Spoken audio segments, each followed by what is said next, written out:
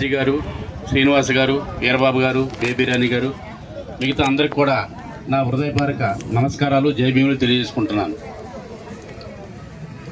ముఖ్యంగా భారతదేశానికి స్వతంత్రం వచ్చి దాదాపుగా 80 సంవత్సరాలు కావస్తుంది. బాబాసాహెబ్ డాక్టర్ అంబేద్కర్ గారు అప్పట్లో రిజర్వేషన్లు కల్పించి, అంటే ఈ పేద బడుగు బలహీన వర్గాల ప్రజలు వాళ్ళ యొక్క సామాజిక ఆర్థిక రాజకీయ స్థితిగతులను మార్చడానికి ఆయన 10 సంవత్సరాలు మాత్రమే సరిపోతాయని ఊహించారు. అంటే 10 ఏళ్లలో కేంద్ర రాష్ట్ర ప్రభుత్వాలు ఇవన్నీ కూడా వీళ్ళ పేదరికాన్ని, సామాజిక ఆర్థిక రాజకీయ విషయాలన్నీ కూడా చక్కదిద్దుతారు.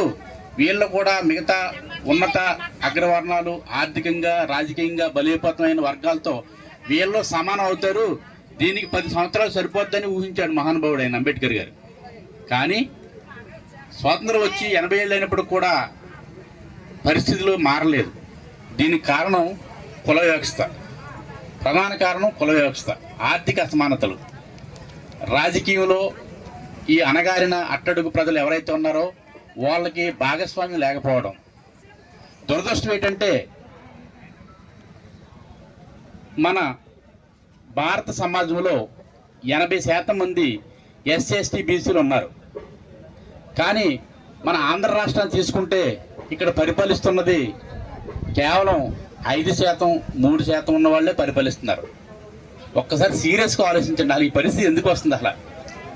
అసలు ప్రజాస్వామ్యం అంటే ఏంటి? మెజారిటీ ప్రజలు ఎవరైతే ఉన్నారో వాళ్ళు పాలించాలి, అది ప్రజాస్వామ్యం. 80% ఉన్న వాళ్ళు పాలించకుండా కేవలం 5%, 3% ఉన్న వాళ్ళే పాలిస్తున్నారంటే అది చాలా దురదృష్టం.